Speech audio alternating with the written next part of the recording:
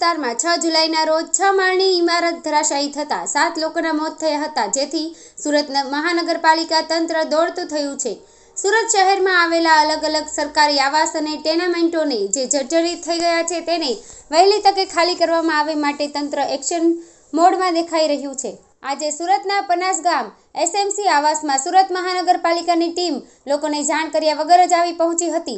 સોસાયટીના પાણી તેમજ વીજ કનેક્શન જોડાણ કાપવાની શરૂઆત કરી હતી, જેના લીધે સ્થાનિક રહેવાસીઓએ ઉગ્ર વિરોધ કર્યો હતો, સાથે જ ઝપાઝપી થઈ હતી।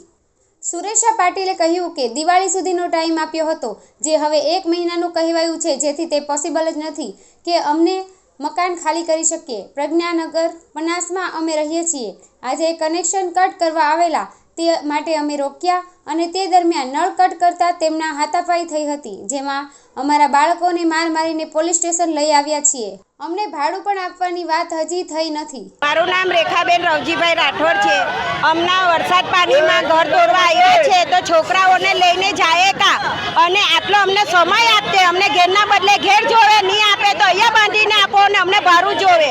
અમે આટલા વર્ષ સરકાર પાસેથી અમને એવો જવાબ જોઈએ ને એવી માંગણી જોઈએ કે અમને ઘરના બદલે ઘર જોવે ને અહીંયા જ ગાડી બાંધીને આપો તો અમને ભાડું જોવે। અમે છોકરાઓને લઈને વરસાદ પાણીમાં જઈએ કા, અમે આટલા વર્ષથી રહીએ છીએ અહીંયા ગાડી, તો અમે શું કરીએ? અને બીજી વાત, આ લોકોએ જ્યારે અમારા ઘર ઝુંપડપટ્ટી ટોયરા છે ત્યારે જ કહી દેવાનું હતું કે અમે તમને આ ઘર પાછું ઘર મળશે નહીં, તો અમે અમારી સગવડ કરી લેતા। જ્યારે સરકારે જેવું કરે તો અમે ગરીબ માણસ જવાના હતા। બધા હેર લાવીને હેર ખાવાવાળા છે અહીંયા ગાડી, કોઈના ઘરે તો ખાવાનું તક નથી મળતું અહીંયા ગાડી, તો જાય કા અમે લોકો? એટલે અમારી તો એક જ માંગણી છે કે અમને ઘરના બદલે ઘર જોવે બસ। પૂજા પવનભાઈ ગવાઈ। અહીંયા એવું થયેલું છે કે અમારા એસએમસી ક્વાર્ટર્સ છે ને, અમારા 25 વર્ષથી છે। હવે આ મકાન જૂના થઈ ગયેલા છે, તો સરકારે ખાલી વચ્ચે એક નોટિસમાં એવું લખેલું કે અઠવાડિયામાં મકાન ખાલી કરો, પણ એના બદલામાં શું કંઈ જ નહીં લખેલું હતું કે એના બદલામાં શું અમને અહીંયા મકાન આપશે કે અમે ખાલી કરીને બીજે જઈએ તો અમને ભાડું આપશે, એમાં કોઈ વસ્તુ નહીં લખેલી। પછી અમે આટલા દિવસથી વેઇટ કરતા હતા કે સરકાર એટલીસ્ટ અહીંયા આવે, આવીને અમારી સાથે વાત કરે તો અમને એનો જવાબ મળે કે એ શું કહેવા માંગે છે ને અમે શું કહેવા માંગીએ છીએ। અમારું કહેવાનું એમ હતું કે અમને ઘરની બદલે ઘર જોઈએ। આજે અમે 25 વર્ષથી અહીંયા રહીએ છીએ તો અમે જઈએ કાં? અને બધા સ્ટેબલ નથી, આની અંદર 700 મકાન છે।